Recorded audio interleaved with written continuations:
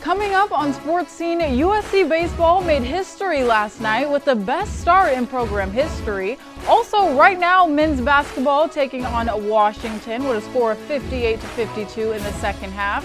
And where will Makai, Lemon, and Jakobi Lane go in the NFL draft this year? All that and more coming up on Sports Scene.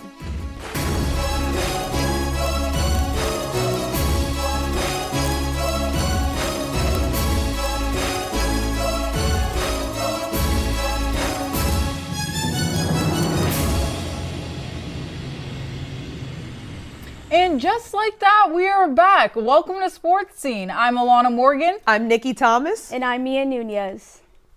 Baseball broke a record for their hottest start in program history after its win against Long Beach State yesterday. The Trojans' 16-0 record is its best since 1988.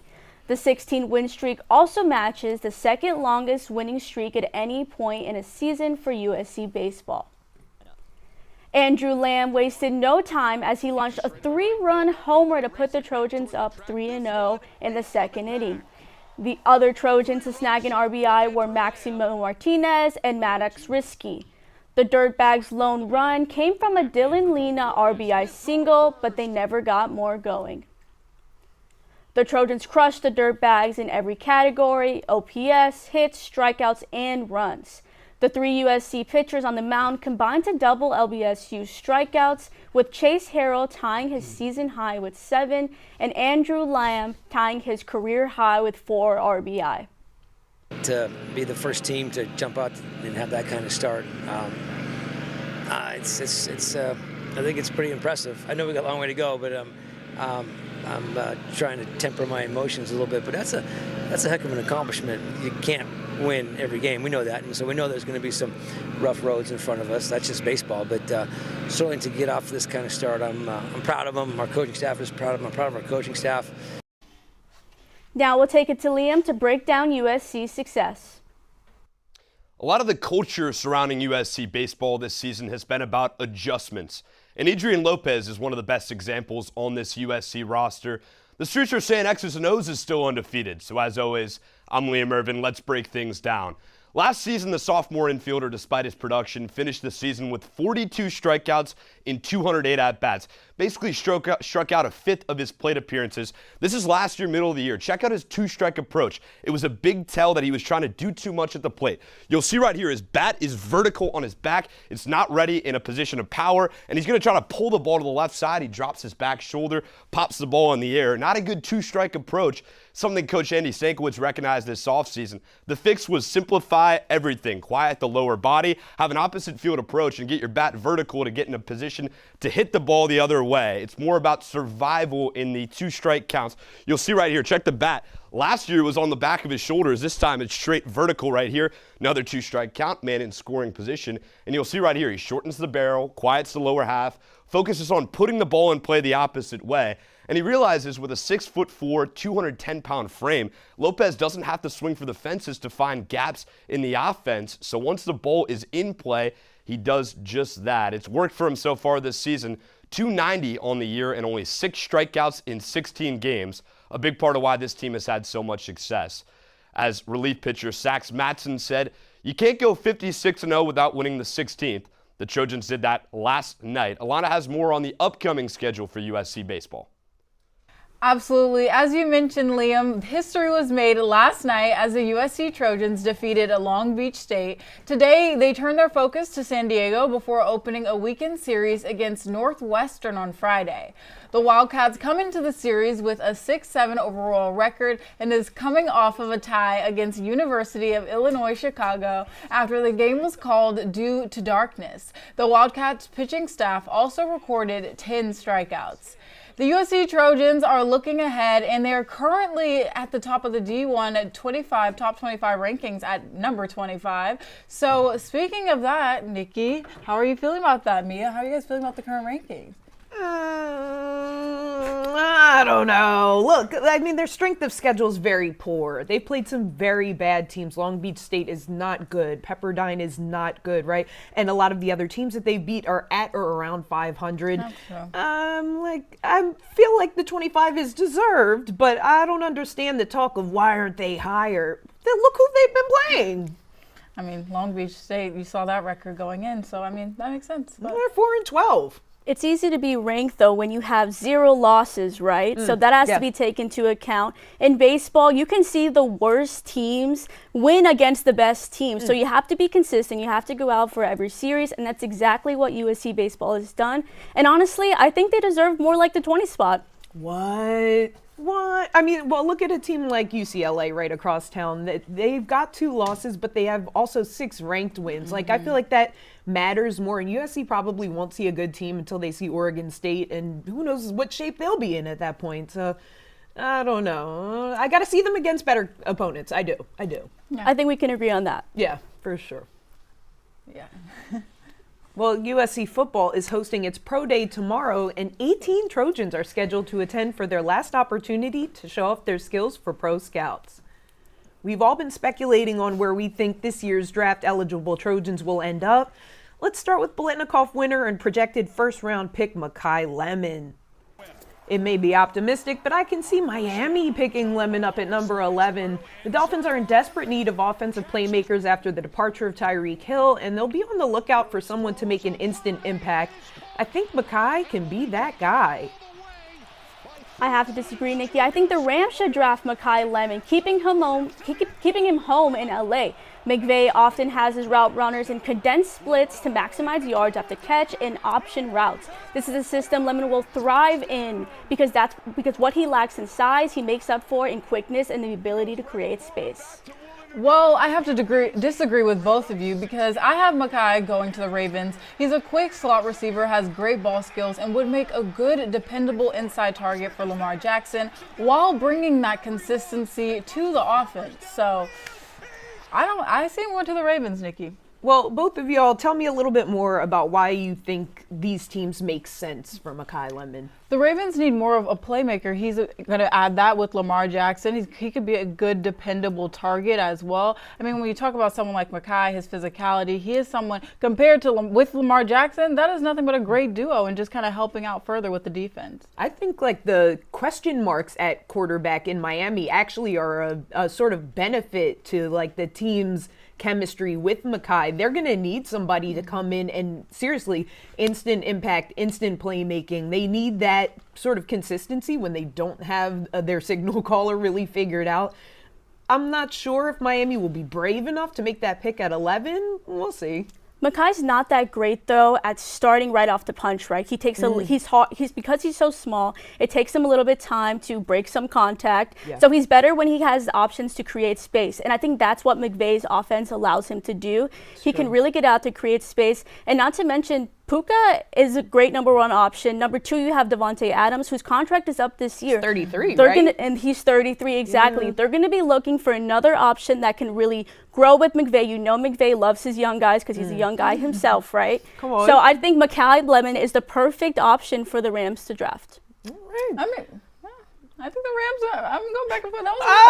You make a good argument. You make a good argument. Look, wherever he ends up, Makai Lemon will certainly be turning heads come draft day. But USC wideout Jakobi Lane was named to the NFL's All-Combine offensive team, which doesn't come as a surprise to those of us who saw him lead the Trojans in touchdowns in 2024. Lane's size and versatility are an upside, and he impressed at the Combine with straight-line speed and acrobatic catches. We know Makai Lemon will likely be drafted in the front half of the first round. Where do you guys see Jakobi Lane ending up? I see Jakobi Lane going to the Panthers. I mean, the Panthers, they could use some help within the red zone. Jakobi is reliable in the red zone. And then when you have a quarterback like Bryce Young, I feel like that would be a great young team. Jakobi Lane, he would add that physicality, his size, as you mentioned, and just his overall dominance would just help further the struggles that the Panthers faced last season. I have Lane going to a familiar place in the Bears to pair up with USC former quarterback Caleb Williams. When you think about Lane, the first thing comes to mind: how did he make that catch? When you think about QB Caleb Williams, think about how did he make that throw? You put two of those You put two of those together with their combined chemistry. That's a match made in heaven. Lane is going to be a perfect, probably third, fourth option, honestly, on the Bears right now. But he's going to be able to grow with Williams. They already have the chemistry, and he's perfect for what the Bears are building. Well, I could see him going to the Ravens. I could see him going to Baltimore. They've got the picks for it. I'll be honest, I think it'll be a good place for him to develop. That's what he needs right now. But I would be wary, of seeing him drop a little bit. It's not that big a deal. We've seen some guys drop to the third, even the fourth rounds that have had success as receivers in the league. Dobbs was drafted 132. Nico Collins came in at 89. Our very own Amon-Ra St. Brown went 112, right? So if he starts to drop a little, I just would not be too concerned, right? But we'll see how that all shakes out. And reps from all 32 NFL teams attended last year's Pro Day, so the precedent is set for tomorrow to hold a lot of weight for those Trojan hopefuls. USC football kicked off spring practices last week with new and old faces on the field. The Trojans already have 32 of the 35 freshmen on campus in practice. This freshman class is ranked #1 in the country. Aside from the freshmen, the Trojans will want to clean up their lackluster defense from last season, which is why they've made a slew of new defensive hires. 3 of those coaches are Paul Gonzalez, who is the USC safeties coach and defensive pass game coordinator, Mike Eckler, who's a special teams and linebacker coach, and Skylar Jones is defensive tackle coach. Gary Patterson, the new USC defensive coordinator, talked about expectations. Finding how you have to be able to play, how do you become a blitz team. I mean, everything is, it's not one of those things where you go out to practice and we're going to see how it goes. There's got to be an emphasis of what we're trying to get accomplished. And every day, maybe something didn't turn out really good, but you worked on something else that you got better at. Because really, the ultimate thing is to be the best team we can be when we play the first game of the season come the end of August. The Trojans are now in their second week of spring practice. Alana, Nikki, what do you think they should focus on the most? It's going to have to be that defensive consistency and especially the discipline. They had so many penalties last year, and so many times when guys would take the wrong angle and the long ball got them exposed. It's horrible. I mean, the secondary got their faces fried off basically the entire season. So I think they need to focus on not reaching, right, on making the right football play. But this is the sort of thing we say every year. Oh, USC needs to be better at defense, and then we bring in a new defensive coordinator. And things stay the same. And then we're back to square one. Back to square one on this whole thing. And Lincoln Riley never really truly in the hot seat. Like, we talk about it, but is he really? So I'm not really too sure. We'll see if they can keep the discipline going, but I'm not really sure how good the outlook looks for this team. Yeah, I mean, everyone's talking about, the #1 recruiting class and everything, and they're really working on implementing that new talent. I think the defense area is another main focus, implementing the new talent, but something is good this season that's coming up is that they have a lot of those tough games at home. I mean, we saw last season they struggled on the road, whether it was just the weather or Big just Ten schedule. The Big Ten schedule on the road. Yeah, so I think they have a lot of tough schedules at home, so maybe that'll help the Trojans out a little bit more. But I think, addressing those principles defensively, implementing the new talent. I mean, we always talk about new talent's coming. We're so excited, but it's like then our hype just dies down throughout the season, and we're sitting back in this chair like, so this is where we're at. Yeah. So, I mean, I think defensively working on that areas, but also just having that same consistency and really just focus on just kind of implementing the new talent as well. Yeah, for me, going on with what you said, Nikki, tackling is going to be the biggest thing for the Trojans, so that's something I'm going to be on the lookout for. Cool. Well, USC men's basketball, on another note, close out their regular season against UCLA, finishing 18-13 overall after a tough 7-game losing streak to end the year. Now, the Trojans fell 89-68 to the Bruins, despite Elijah Arenas leading USC in scoring with 20 points. UCLA shot 50% from the field in both halves and led by as many as 25 points. Now, the loss marked the 7th straight defeat for the Trojans and is the worst streak since 2014. USC has not won a game since February 8th. The Trojans is currently down 61-68 against Washington in the first round of the Big Ten's men's basketball tournament right now today in Chicago. USC was swept in the regular series against the Huskies and looks to get its first win over the Huskies currently. Now, we have to talk about it. Coach Musselman, you're ready for this? You know what I'm saying. We're ready for You know what I'm saying. Off-season adjustments. Now, there's a lot to touch on, whether that's offensively, defensively, turnovers this season. Also, even the players that we look forward to, Mazar no longer on the team. Rodney Rice has an injury. What do you think the main focus for USC men's basketball needs to be this offseason? If you were talking to Coach Muss right now, basically. Look, if I was talking about it, I wouldn't be talking to Coach Muss because I need a new coach in that chair. Ooh. I'm not even joking. All the stuff that they struggle with, it all comes down to fundamentals. You know what I mean? The foul trouble that they get in, the horrible free throw shooting. It comes down to fundamentals. It comes down to the coach and his relationship with the team. I just don't think he's a good fit here. I have to agree with you, Nikki, but on another note, I would have to say finding a consistent score. Now, we do know Chad Baker-Mazar was the leading scorer, but if I had a penny for every time I saw him with the ball and miss at a last-second game shot, I could pay USC tuition outright. Okay. So we need to find another option. Rodney Rice is hurt, so that's not an option either. Whether it's going to the portal and probably in finding an established scorer, I think that's what the Trojans really need to do in this offseason. Last year, they only returned one starter. I don't think that's going to be the same situation, but it's still unclear who's going to be back next year. Yeah, it's a tough offseason, a lot to work on. Those offseason adjustments will be crucial for the Trojans moving forward. On another note, let's send things over to Ashton, who has more on the Big Ten tournament. Thanks, Alana. March is heating up, and it's officially tournament time. The Big Ten men's tournament is underway, and several teams are looking to build momentum before Selection Sunday. Let's take a look at a few games that could shape the tourney. I went ahead and filled out my own bracket, and here are my predictions. You shouldn't look over any game, but things really heat up come Friday. UCLA versus Michigan State could be the best game of this tourney. Last time they played, Michigan State dominated 82-59. The thing is, Bruins senior guard Donovan Dent has now arrived to the show. UCLA could expose the Spartans' death, but I don't think they can overcome one of the nation's best defenses. Moving forward with Saturday with Michigan and Illinois. The Wolverines only have 2 losses on the season for a reason, but Illinois can score with just about anybody, and this will come down to pace, as Illinois ranks 340th in adjusted tempo, 340th. March is a time for miracles, but the tortoise ain't beating the hare this time around. It's all going to come down to a rematch between Michigan and Michigan State. The Wolverines swept the Spartans this season, but these two physical teams will clash yet again. You know what they say about the third time around, but no lucky charms will be given out, with Michigan completing the sweep. One thing's for sure, whoever comes out of the Big Ten tourney will for sure be battle-tested heading into March Madness. Let's send it back to Nikki. Still ahead, we sat down with the king of the kill, Dylan Klein, and you're not going to want to miss his insights on USC men's volleyball's team chemistry and season outlook. A lacrosse player or a baseball player? Come back to find out the Trojan of the Week.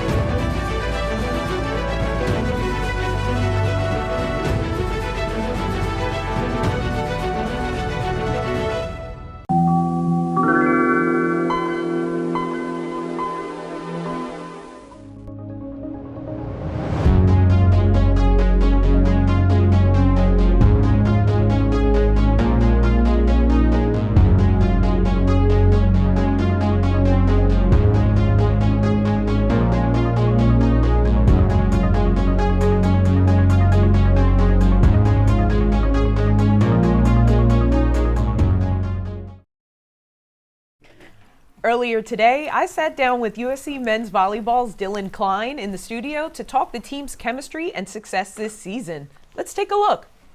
Well, we're here in the studio with Dylan Klein. Dylan, how you doing? I'm doing well. How are you? Oh, I'm doing okay. Well, getting into your season, you've got, I think, 5 matches with 20-plus kills this year. How do you think your senior season is going? It's going well. I think my on-match performance, or during match, I've been playing well.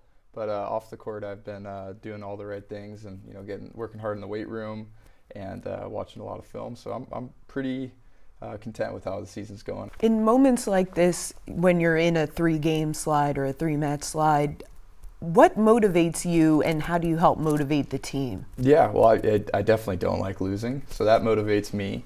And I think the losses are almost as important as the wins because they really expose what you're doing wrong and kind of give you a clear picture of what you need to do to start winning more. So I'm appreciative of the losses we've had, these past couple weeks. And I really think as a team we're using these losses to get better and find out areas we can improve, areas we're good at, and then hopefully, show a stronger form in the next couple matches. Yeah. What would you say are your expectations for the season, and what is it going to take to get there? So the only expectations I have for myself and my team is that we give it our all every time we're either in Galen or playing away in the practice facility, in the weight room. That's my only expectation, that if the ball dropped and it was your last point of volleyball ever, you would have no regrets. As far as what I want to happen, I'd obviously love for us to win the MPSF and I'd love to win a national title. But that doesn't happen unless we're giving it our absolute all and working hard on a daily basis. Well, thank you for coming in. This has been Dylan Klein of USC Men's Volleyball. We'll see you later. Well, it's no secret that DK is one of the best in the biz. Let's take a look at the numbers here. 4.39 kills per set is good for second in the nation, to go along with 5.03 points per set, third in the nation with a 385 hit rate. Dylan is killing. USC men's volleyball will travel to Concordia University Irvine to take on the Golden Eagles tomorrow at 6 p.m. Now let's send it over to Alana for the 5-day forecast. It's a new week and it's time for this week's sports forecast. Starting off with today, history was made for the Trojans baseball last night right here at Dado Field. Tonight they will be facing San Diego, looking to go 17-0. Now Thursday, women's lacrosse face Penn State. The Trojans are currently on a 3-game winning streak. Talk about their most recent comeback win. On Friday, we are back with another crosstown showdown. Men's tennis will face the Bruins, and you may want to get your popcorn ready. This is going to be a good one. Next up, men's volleyball will be taking on Penn State here at the Galen Center. And Sunday, talk about a battle in the sand. Beach volleyball is currently on a 10-game winning streak and will head to Florida for the Atlantic Beach Invitational. Let's just say, if you missed last weekend's duel, you won't want to miss this week because the Trojans have been on fire. Literally from the sand and in the game. Sending it back to you from the sun and in the sand. Let me correct that. Sending it to Casey and Terrence now for Trojan of the Week. Trojan of the Week is back, so you know what that means. We're going blow for blow. We welcome you to the desk. I'm Terrence Holton, joined alongside by Casey Kasler. And Kaz, I'm taking a national award-winning player, Mason Edwards of the undefeated USC Baseball. Now, against Illinois last Friday, Edwards was clinical. 6 innings pitched, 2 hits, and 0 runs allowed to add on to 11 strikeouts, earning honors as Perfect Game Baseball's National Pitcher of the Week. Mayday! USC women's lacrosse has won 3 in a row, and Alex May was vital in helping the Trojans start their homestand strong. May had a hat trick against San Diego State in a dominant 13-3 win, but May have done even more against Niagara. On Sunday, she had a goal and 2 ground balls, pushing USC to the top for its 3rd straight win. Alex May or may not be a dog. Yeah, why don't we eat some May and play some with Clay and, I don't know, eat some hay. I don't know. What are you talking about? Alex May was dominant this week. I didn't even mention she had an solid. assist as well. I would argue she wasn't even the best USC women's lacrosse player this week. Who was that? I think it was Reese Robinson. Reese Robinson. Why? Because she had the in your game that you're referencing, the best I referenced one. 2 games. I know, and I'm talking about the San Diego State one. She was second in goal contributions, points, and in that game against Niagara, Who was first? In that game against Niagara, she was first. Second Against and San first. Diego State, a better opponent, she was second. Let's And also number talk one about was that Alex competition. May. Let's also talk about that competition, though, because against Niagara, 1 in 6, the Purple Eagles. That doesn't matter. Who did USC Baseball play? Illinois. A team that's pretty subpar. One of the Would you back consider half teams in the Big Ten? athletics of the Illinois Fighting Illini on par with that? Of You're just biased because they're in the Niagara Big Purple Ten. Eagles? You're biased. So you're saying that Niagara is a better athletic program than Alex Illinois? May can't help who the opponent is. She's Let's just talk about playing Mason good Edwards, every though. game. 11 strikeouts. His one game, 11 strikeouts. It was his worst He start of the phenomenal. year. Worst start of the year, and he was gave still up 2 National hits. Pitcher of the Week. If it's all, but on Sports Scene, we speak in relative. Wow, I mean, we speak in relative terms here. 2 He hits? gave up 2 Really? hits. 2 which hits is your the most standard he's for given the up. worst? Yeah. Alex He May had was a hat trick, terrible. which I is mean, the most goals. 2 hits, you hear it. 2 hits, that's horrible. But it was the most goals in Alex May's season so far. Okay, 3 once and again, an relative. assist. Okay. Well, I beat Terrence once again. We're not surprised. But looking ahead, Bam, what? Adebayo put up historic numbers last night, and everybody's talking about it. Plus, NFL free agency is a roller coaster, and we're here for the ride. Which teams broke the bank? We'll see on Sports Scene.